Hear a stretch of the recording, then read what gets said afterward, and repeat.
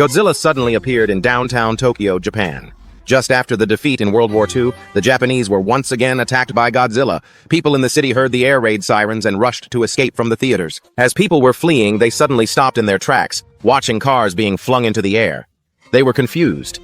Citizens suddenly flew into the air and landed on the tracks. Fortunately, the subway managed to brake in time, avoiding downtown Tokyo, destroying buildings with a swipe of his claw and toppling 3 buildings with his tail. Those who ran slowly were knocked down by the powerful impact of his tail. It wasn't until countless casualties occurred that tank support finally arrived. But these shells were like fleas hitting Godzilla, not only failing to harm him but also angering him. Immediately, a blue light began to glow from his tail. Rid of all this Godzilla, whose eyes were filled with hatred. Since the U.S. military and the government were unreliable, Dr. Noda initiated a civilian organization to find a way to defeat Godzilla. As the initiator of the plan, Noda already had a preliminary plan to deal with Godzilla. He planned to use cold gas cylinders tied to Godzilla to create bubbles, forming a bubble membrane.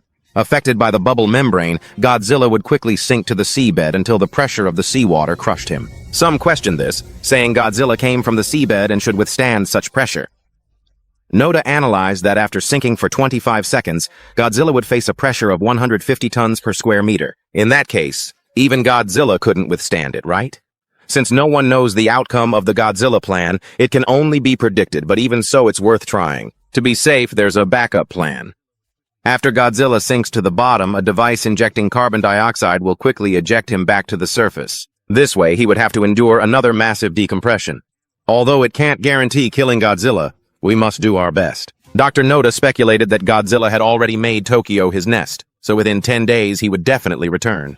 Everyone must be prepared within these 10 days. When Godzilla returns, we must find a way to lure him to Shangmo Bay. At this time, the assistant director, who was a pilot, suddenly spoke. He asked Noda to find him a fighter jet, so when Godzilla appeared, he could fly the jet to lure him to Shangmo Bay. But after the defeat in World War II, the Japanese fighter jets had their weapons removed. Without weapons, how could they provoke Godzilla to follow the jet to Shangmo Bay? But a few days later, Noda overcame difficulties and found a fighter jet. This plane had just been assembled and hadn't been used before Japan was defeated. It was left to gather dust and rust. They needed to find a top-notch mechanic to maintain it before it could be used. Mentioning the mechanic, Fudao immediately thought of an old acquaintance, Juzongzuo. He began searching everywhere for Juzongzuo's whereabouts. But no matter how hard he looked, he couldn't find him. The massacre on Toho Island was done by Juzongzuo. Soon after, Fudao was ambushed from behind while walking at night.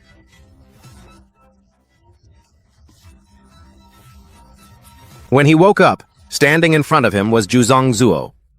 Juzongzuo questioned why he was being slandered. It was clearly Godzilla who killed many Japanese soldiers on Toho Island. The real purpose was to lure Juzongzuo out. The recovery of the fighter jet was necessary to defeat him. Fudao wanted to fly the plane directly into Godzilla's mouth to detonate a bomb. Because Godzilla's skin was too thick, only an internal explosion could harm him. His spirit of self-sacrifice moved Juzongzuo. The next day, he brought a few men to help repair the plane. A few days later, one-way trip, the assistant director left a letter giving his adopted daughter's name to a neighbor for adoption. Then, he piloted the fighter jet to start the mission. Meanwhile, Godzilla had already arrived at Shangmo Bay. Godzilla walked onto the pier, and the assistant director was piloting the increasingly annoyed. A blue light began to glow from his tail, indicating he was about to the atomic breath. Their plan began. 2 warships, connected by many cold gas cylinders, circled Godzilla. Just as Godzilla was about to release a second atomic breath, the cold gas began to release, and the bubbles quickly dragged Godzilla to the seabed. Down to 150 meters below sea level, Godzilla was quickly sent back to the surface, rapidly decompressing, causing his skin to crack. But the cracked wounds soon began to split open, and the enraged Godzilla to pieces. And Fudao parachuted to safety at the last moment. However, Godzilla's body, which sank to the seabed, quickly regenerated. Soon, Japan would face Godzilla's attack again.